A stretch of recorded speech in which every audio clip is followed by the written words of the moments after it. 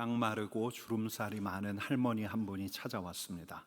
흔히 말하는 오십견 때문이었는데, 이 할머니는 지난 5년 동안 팔을 움직일 수가 없어서 옷도 혼자서 못 입고 팔을 들 수도 없다고 했습니다.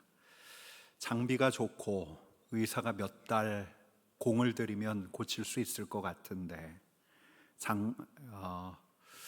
단번에 무슨 치료 효과를 기대하기가 참 어려운데, 그래서 이 의사 선생님이 속으로 기도했습니다.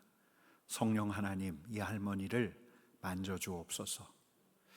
그의 뒤에는 그의 치료를 보기 위해서 의사들이 도열해 있었습니다. 여러분, 제가 지금 무슨 이야기 하시는지 아마 금방 아시는 분도 있을 겁니다. 지난 금요일에 평양의대 윤상혁 교수님이 나눠주신 이야기입니다. 오늘 내일까지는 유튜브로 보실 수가 있습니다. 이분이 그날 밤에 간절한 마음으로 기도했다고 합니다. 그의 경험, 그의 의학적인 지식을 다 내려놓고 우리 하나님을 의지했습니다. 주님, 주님의 이름이 영예롭게 되기를 원합니다. 주님께 영광이 되기를 원합니다. 다음날 진료실로 다시 이 할머니가 찾아왔는데, 속으로 기도하고 치료하다가 자신이 의도했던 것도 아닌데 입에서 이런 말이 툭 튀어나왔습니다. 할머니, 이제 팔을 들어보세요. 이게 상식적으로 말이 안 되는 말이었습니다. 근데 이 할머니가 손을 이렇게 들어 올리는데 어깨 높이까지 들어 올리더랍니다. 뒤에 있던 의사들이 소리를 질렀습니다. 와, 된다.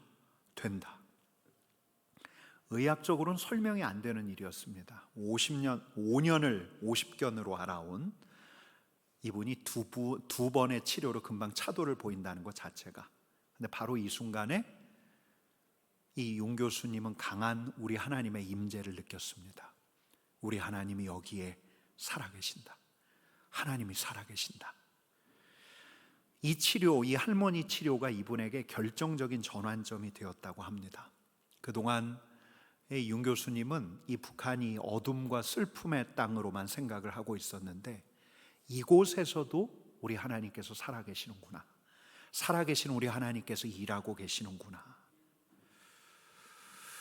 그러고 나니 북한이 새롭게 보이기 시작했다고, 그 땅이 저주받은 땅이 아니라 우리 하나님께서 새롭게 일하실 땅으로 보이기 시작했다고 하셨습니다.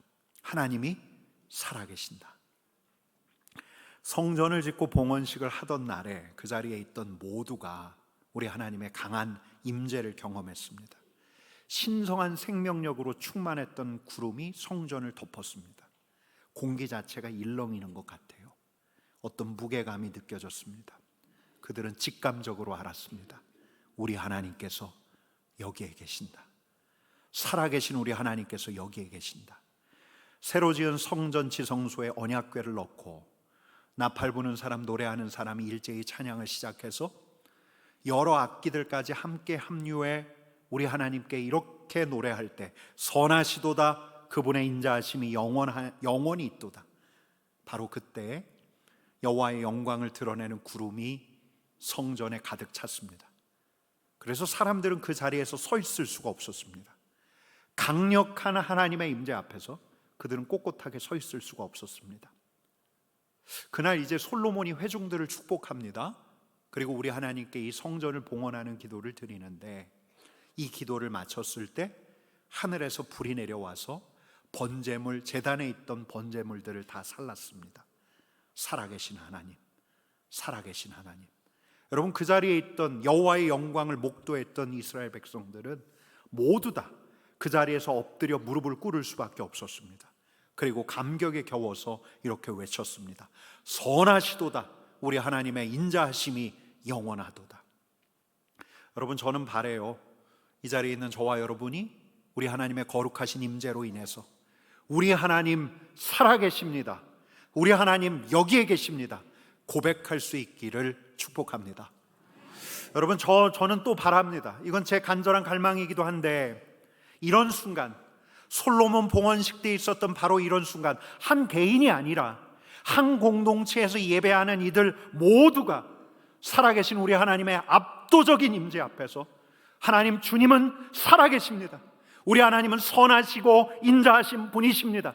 공동체의 고백이 터지는 날이 때가 이르면 오기를 간절히 축원합니다.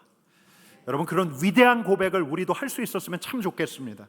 여러분, 그때야말로 정말 우리가 성전으로 제대로 세워지는 날일 거예요.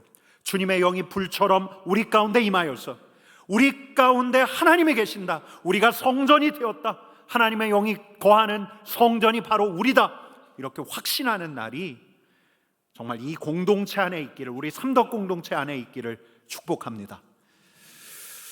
여러분, 이렇게 성전 봉헌식이 있고 난 다음에 얼마 지나지 않아서 어떤 밤에 우리 하나님께서 솔로몬에게 나타나셨습니다. 그리고 이런 말씀을 주시는 거예요. 내가 이미 내 기도를 듣고 이곳을 택하여 내게 제사하는 성전을 삼았으니. 솔로몬이 어떤 기도를 했길래? 여러분, 솔로몬 기도가 우리가 지난주에 읽었던 역대기 6장에 있는데 기도가 굉장히 깁니다. 근데 솔로몬 기도의 핵심이 무엇이냐라고 물으면 저는 이 대목을 꼽아요. 역대하 6장 20절 말씀인데 우리 한 목소리로 같이 읽겠습니다. 주께서 전에 말씀하시기를 거기에 두리라 하신 이 성전을 향하여 주의 눈이 주야로 보시오며 종이 이곳을 향하여 비는 기도를 들으시옵소서. 주의 이름이 거하는 이 성전을 주의 눈이 주야로 보시오며 주님의 종이 주님께 비는 기도를 들어주시기 원합니다.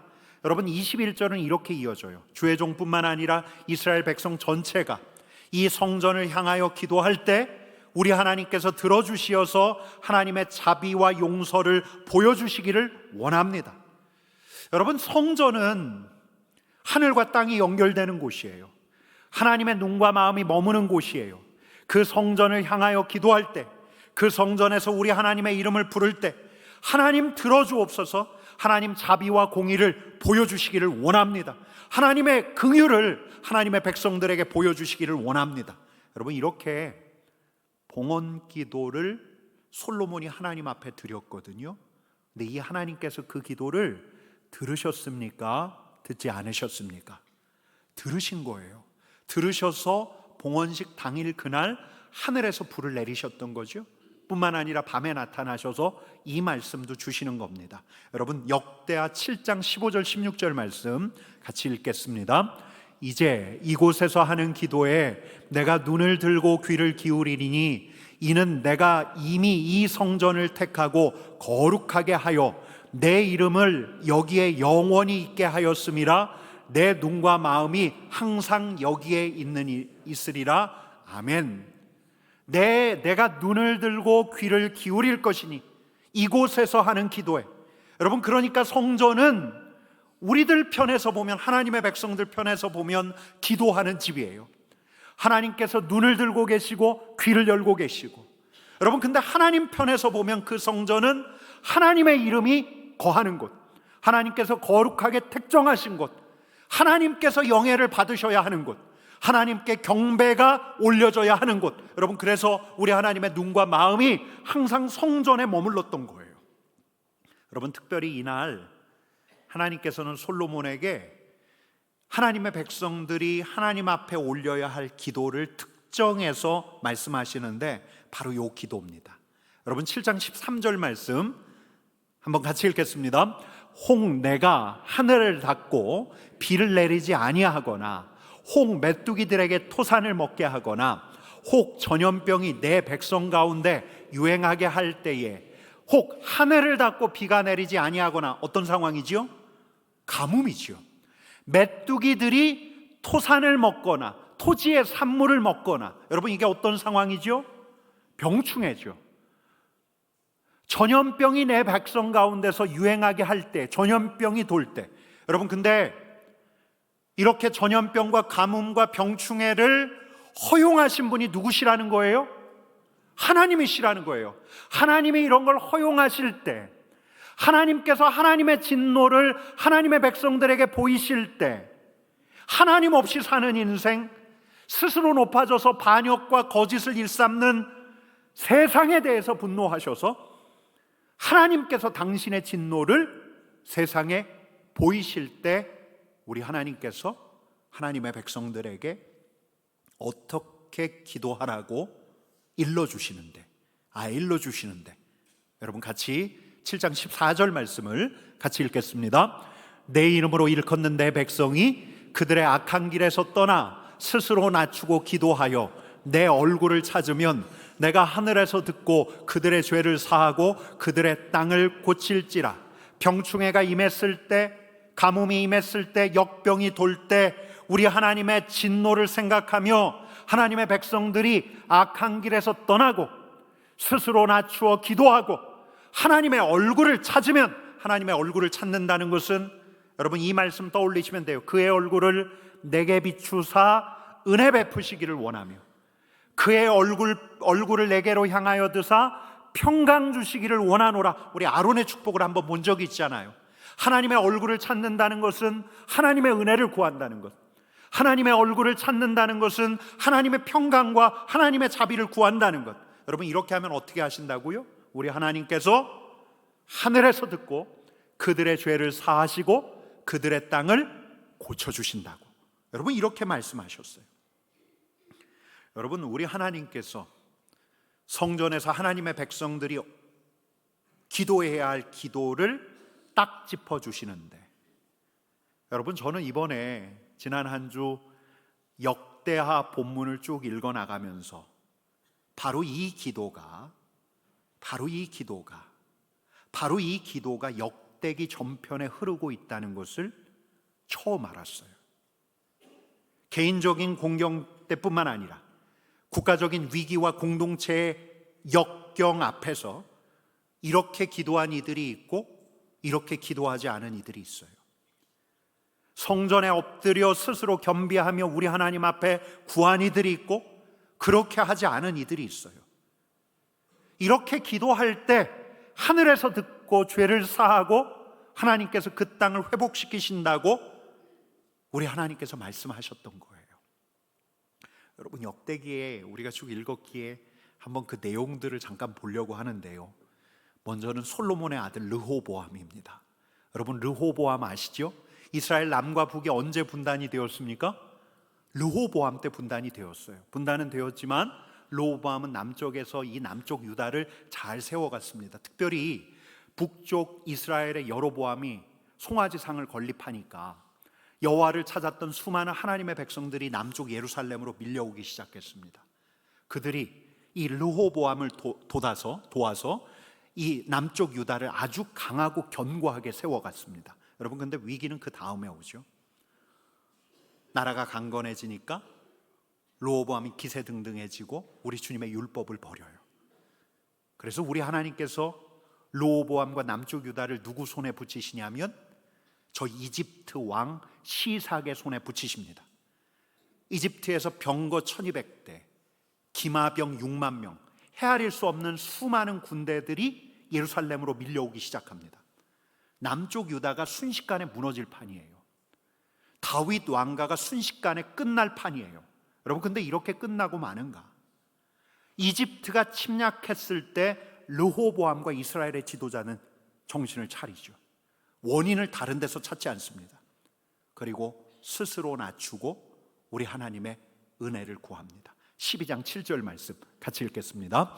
여호와께서 그들이 스스로 겸비함을 보신지라 여호와의 말씀이 스마야에게 임하여 이르시되 그들이 스스로 겸비하였으니 내가 멸하지 아니하고 저희를 조금 구원하여 나의 노를 시삭의 손을 통하여 예루살렘에 쏟지 아니하리라. 아멘. 르호보암과 이스라엘의 지도자들이 겸비하였기에 하나님께서 진노를 예루살렘에 쏟지 않으시겠다고 말씀하시고 그대로 돼요. 여러분 또 한 사람 왕이 있습니다. 여호사밧이라고.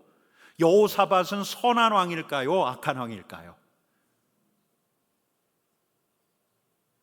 이런 질문 드리는 게 아닌데 너무 어려운데 선한 왕으로 알려져 있어요. 전심으로 하나님의 길을 따랐던 이들이고요. 따랐던 이였고 남쪽에서 바알상 아세라상을 다 철거하고 남쪽 유다의 새로운 부흥기를 이끌었던 왕이 이 여호사밧인데 이 여호사밧은 북쪽 이스라엘하고도 평화롭게 지내려고 했어요.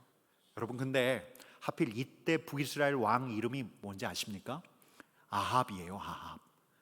엘리야하고 대결했던 아합, 북이스라엘 왕들 중에서 악하기로 유명했던 그 왕 아합, 여호사밧은 자기 아들 여호람을 아합의 딸 아달랴하고 혼인을 시켜요. 사돈을 맺은 거예요. 그러다 보니까 길랏 라못이라는 지역을 치러 갈 때에도 아합과 동행하게 됩니다. 그렇게 전장에도 같이 나가요.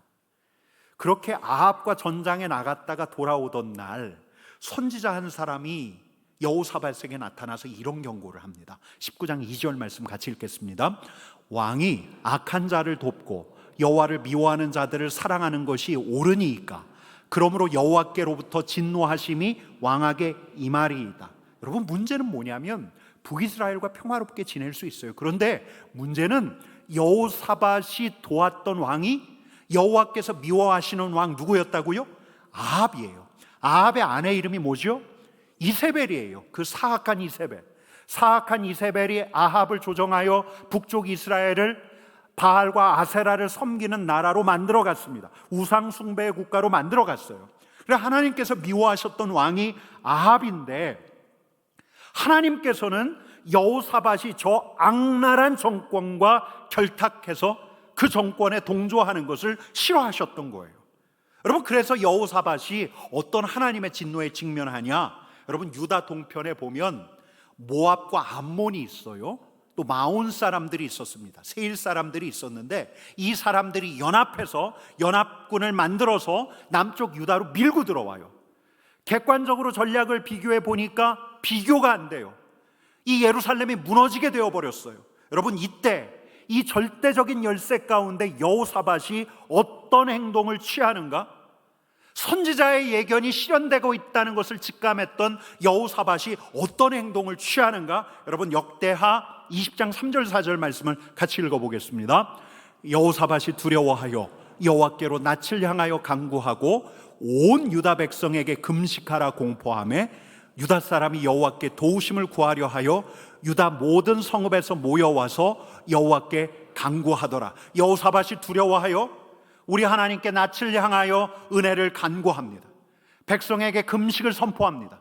온 이스라엘을 예루살렘으로 모이게 해요. 남쪽 유다 사람들을 예루살렘 앞 성전 앞으로 모이게 합니다. 어린아이들뿐만 아니라 여자들뿐만 아니라 모든 사람들을 모이게 한 다음에 함께 하나님의 도우심을 구하는데, 여러분, 어떤 일이 있었냐면 다음과 같은 일이 일어납니다. 같이 읽겠습니다. 곧 암몬과 모압 자손이 일어나 세일산 주민들이 쳐서 진멸하고 세일 주민들을 멸한 후에는 그들이 서로 쳐 죽였더라. 여러분, 이스라엘을 대적했던, 남쪽 유다를 대적했던 이 연합군 안에 네 분이 일어난 거예요. 암몬과 모압 자손이 세일산 주민을 쳐서 진멸하고 그 다음에는 암몬과 모압 자손이 서로를 쳐 죽이는 우리 하나님의 기이한 도우심이 있었던 거예요. 여러분, 한 사람만 더 볼게요. 이번엔 히스기야입니다. 히스기야는, 이 질문하면 안 됐죠. 선한 왕입니까? 악한 왕입니까? 선한 왕이에요. 제2의 솔로몬이라 불릴 만큼 아주 선한 왕이었습니다. 여러분, 근데 히스기야 때야말로 역사적 격변기였어요. 히스기야 즉위 6년에 어떤 일이 있었냐면 저 동방의 제국 아수르가 일어나서 북이스라엘로 군대를 몰고 와서 사마리아를 함락했습니다. 북이스라엘이 철저하게 붕괴되었어요. 여러분, 이 일이 있으니까 히스기야가 어떤 대비를 했겠습니까? 우리에게도 아수르가 밀려올지 모른다. 그래서 먼저 이 성들을 쌓았고, 뿐만 아니에요. 동맹군이 필요하지 않습니까?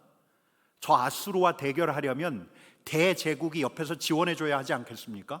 그래서 아수르에 대항하기 위해서 히스기야는 저 남쪽의 강대국, 어떤 나라가 있었죠?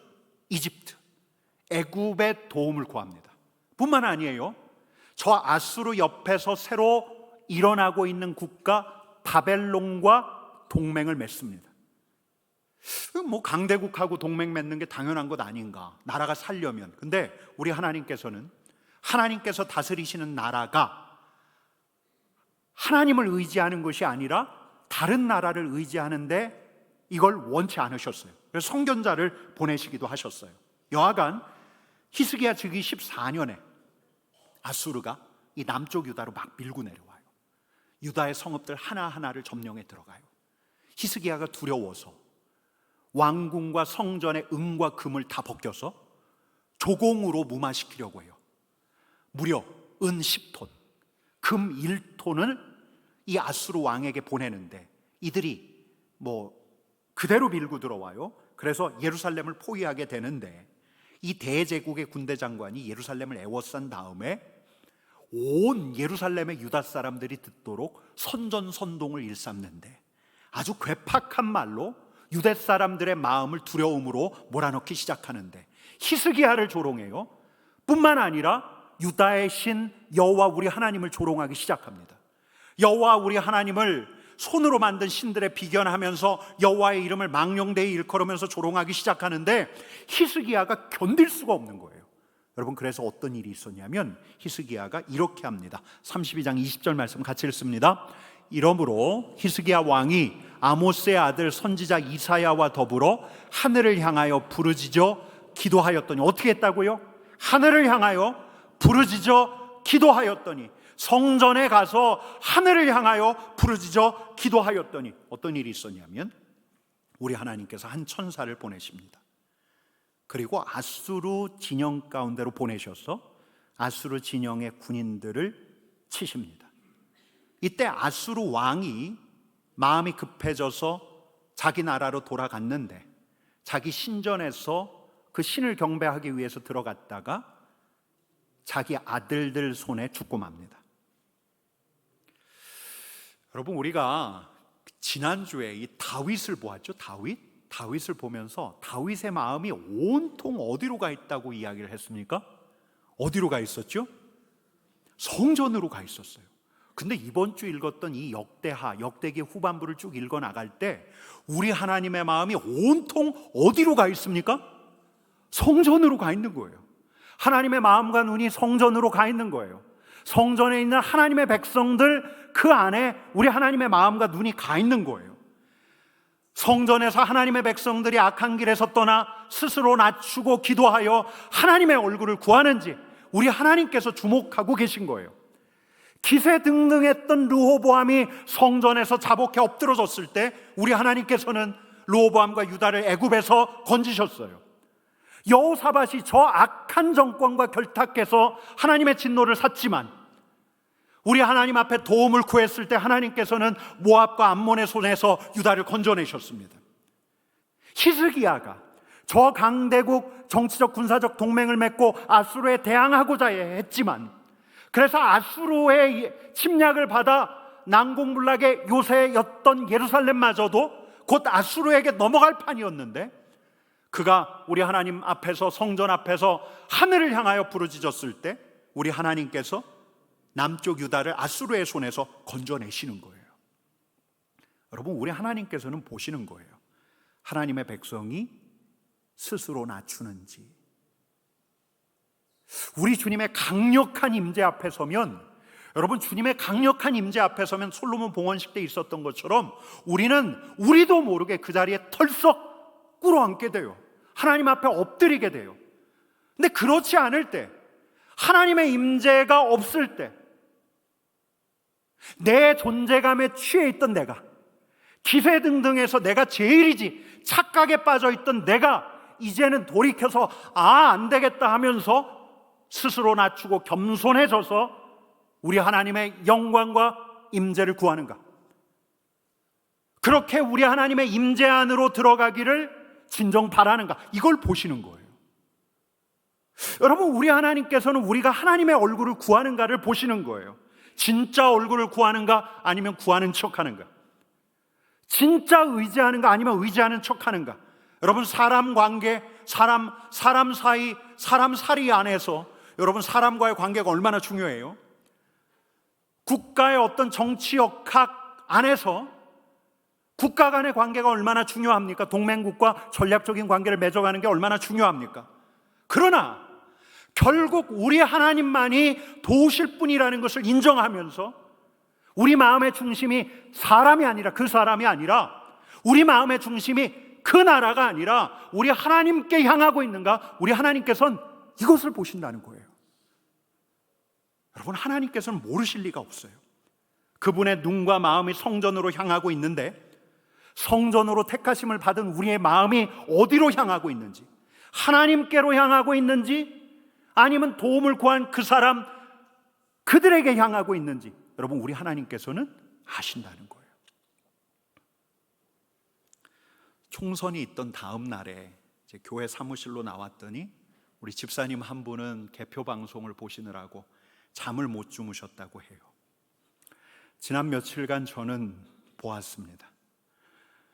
불안과 분노를 토로하는 자를 보았고, 이번에는 그럴 수밖에 없었다 하면서 개탄하는, 선거 결과를 개탄하는 이도 보았습니다.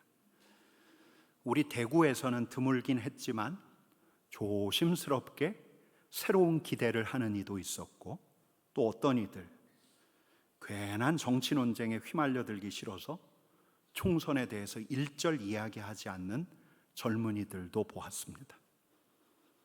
여러분, 근데 공교롭게 이 총선이 있는 이 정치의 계절에 우리는 무수한 정치 지도자들의 입장과 퇴장을 그린 역대기를 읽어나갔던 거예요.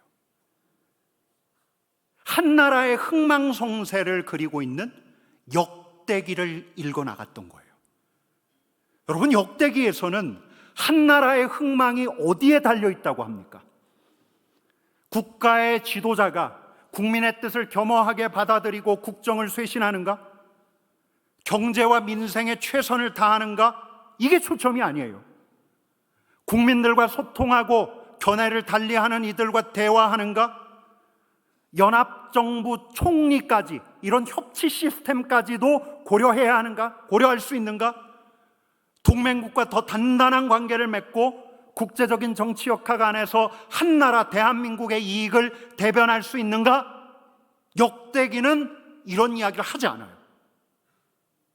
역대기에서 하는 이야기는 하나님께 기도하는가? 하나님을 의지하는가? 성전에서 지도자들이 겸비하여 우리 하나님께 기도하는가? 역대기는 이에 주목해요. 근데 꼭 정치 지도자만을 이야기하는 게 아니죠. 성전에서 하는 기도, 성전된 이들의 기도예요. 하나님의 눈과 마음이 머무는 성전된 이들의 기도, 우리들의 기도. 우리가 기도하는가? 우리가 악한 길에서 떠나 스스로를 낮추고 기도하여 하나님의 얼굴을 구하는가? 이 자리에 있는 여러분들의 정치 성향이 어떠하든 이 시대를 위한 하나님의 뜻을 잠잠히 물으면서 은혜와 평강을 주시는 하나님의 얼굴빛이 이 나라를 비추기를, 대통령에게 비추기를, 새로 뽑은 정치 지도자들에게 비추기를, 이 민족에게 비추기를 성전된 우리가 기도하는가? 우리 하나님께서는 그걸 보신다는 거예요. 여러분, 많이 알려진 이야기가 있습니다. 제가 지난주에 이제 1990년 독일 통일에 대한 이야기를 다시 살폈는데, 1961년에 독일 베를린의 베를린 장벽이 이제 만들어졌어요.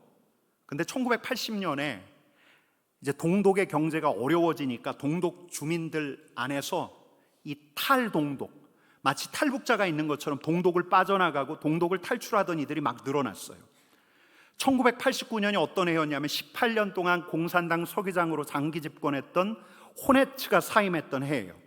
한 달 지나서 새로 서기관이 됐던 에곤 크레츠가, 워낙 이 탈동독자들이 많으니까, 또 이 탈동독 시위들이 막 일어나고 있으니까 이걸 좀 완화시키기 위해서 동독 주민들 이제 외국 여행을 국가가 규제하지 않으려고 한다, 이런 정책을 고려하기 시작했어요. 자유롭게 여행할 수 있다, 동독 주민들도.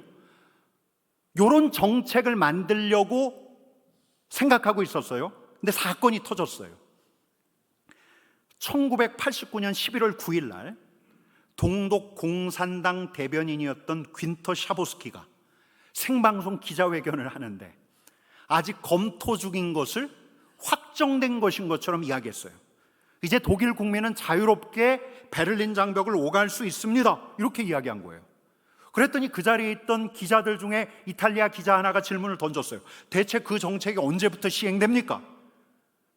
근데 이 사람이 대수롭지 않게 아주 역사적인 말실수를 한 거예요.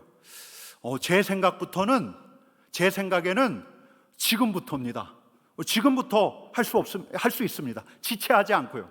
여러분, 이 기자회견을 보고 있던 수많은 동독 주민들이 바로 베를린 장벽으로 달려갔어요. 그리고 소초의 병사들에게 방송을 보라고 이야기하면서 이들이 베를린 장벽을 무너뜨렸어요. 넘어가고. 어처구니 없는 이 기자회견 때문에 동독에는 수습할 수 없는 일이 생겼던 거예요. 그러고 결국은 그 이듬해 10월 3일 날 여러분 어떤 일이 벌어지죠? 독일의 통일이 옵니다. 전혀 생각지 않았던 거였어요. 생각지 않았던 이 기자회견 때문에 이 독일은 통일까지 가게 됩니다. 아니, 어떻게 이런 일이 있을 수 있을까? 어떻게 이런 일이 있지? 여러분, 저는 이 일을 떠올릴 때마다 그 유명한 기도회를 떠올리지 않을 수 없어요. 1982년 9월부터 동독의 라이프치 니콜라이 교회에서 있었던 평화기도회. 특별히 이 사건이 있기, 이 대변인의 말실수 사건이 있기 한 달 전이었던 1989년 10월 9일 날에는 성 니콜라이 교회 평화기도회에 7만 명의 회중이 모였어요. 그리고 동서독 통일을 위해서 기도했어요. 독일 통일의 도화선이 된 이 어처구니 없는 사건이 왜 일어났는가? 이거 우연인가? 우연에 의해서 역사가 이끌리는가? 이래 이야기할는지 모르지만 또 다른 무수한 요인들도 많겠지만 여러분, 우리는 분명히 알아요. 역사에는 우연이 없다고. 역사에는 하나님의 섭리가 있다고. 우리 하나님께서 성 니콜라이 교회에서 통일을 대망하면서 우리 하나님을 향해 부르짖었던 이들의 기도를 들으셨다고. 여러분, 사람들은 이 땅을 정치인들이 고치기를 기대합니다. 그러나 이 땅을 고치시는 분은 누구십니까? 하나님이시라고. 성전된 우리에게 당신의 마음과 눈이 가 있어요. 이 땅을 고치시는 우리 하나님의 눈과 마음이 성전된 우리에게 가 있어요. 성전된 우리가 돌이켜 스스로 낮추어 기도하여 하나님의 얼굴을 구할 때 하나님께서 일하시기 시작해요. 이 나라를 회복시키시기 시작해요. 하나님, 우리가 생각지 못했던 놀라운 일들, 귀한 도우심을 우리 하나님께서 보이시는 거예요. 언제? 성전된 우리가 스스로 낮추어 기도하며 하나님의 은혜를 구할 때. 여러분, 이 말씀이 이번 주에 우리에게 왔어요. 공교롭게 이 말씀이 우리에게 왔어요. 그럼 이 한 주 우리가 이 나라와 이 민족을 위해서, 이 공동체를 위해서 하나님의 은혜와 자비를 특별히 구해야 하지 않겠습니까? 여러분, 이 나라를 위해서, 이 민족을 위해서 기도해야 하지 않겠습니까? 우리 하나님께서 살아계신 하나님으로 역사하시는 저 북한을 위해서 우리가 또 기도해야 하지 않겠습니까? 여러분, 빌리 그레이암이라는 유명한 복음 전도자가 있는데, 이분이 돌아가시기 얼마 전에 한국 목사님이 이분하고 만남을 가지면서 이런 질문을 던지셨대요. 빌리 그레이암, 당신의 사역이 너무 놀랍습니다. 그 복음 전도의 놀라운 열매가 무엇으로부터 비롯된 겁니까? 제가 하나만 더 질문합니다. 한국 교회가 점점 쇠락하고 있습니다. 한국 교회가 회복될 수 있는 길이 무엇입니까? 여러분, 이때 빌리 그레이암 목사님은 딱 세 마디 했다고 합니다. 제가 영어 발음이 너무 허술해서 이해하고 들어주세요. Pray, more pray, much pray. 기도요. 좀 더 기도요. 더 많은 기도요. 악한 데서 돌이키는 기도요. 스스로 낮추며 기도하는 좀 더 많은 기도요. 우리 하나님의 얼굴을 구하는 그 많은 기도요. 우리에겐 기도, 좀 더 기도, 더 많은 기도가 필요합니다. 여러분, 우리 하나님께서 이 땅을 회복시키실 수 있다고 믿으십니까? 여러분, 우리 하나님께서 역사의 주관자이심을 믿으십니까? 회복이 우리 하나님께 달려있음을 믿으십니까? 우리 하나님께서 성전된 우리 자신을 주목하고 계십니다. 여러분, 이 한 주 이 나라와 이 민족, 이 대한민국과 또 북한을 위해서 살아계신 하나님의 역사와 기이한 도우심을 놓고 기도하는 저와 여러분 되기를 간절히 축원합니다. 여러분, 이렇게 기도하다 보면 우리는 놀라지 않을 거예요. 놀라지 않을 거예요. 앞으로 어떤 일이 일어나든 놀라지 않을 거예요. 하나님의 기이한 도우심, 그 사건에도 놀라지 않을 거예요.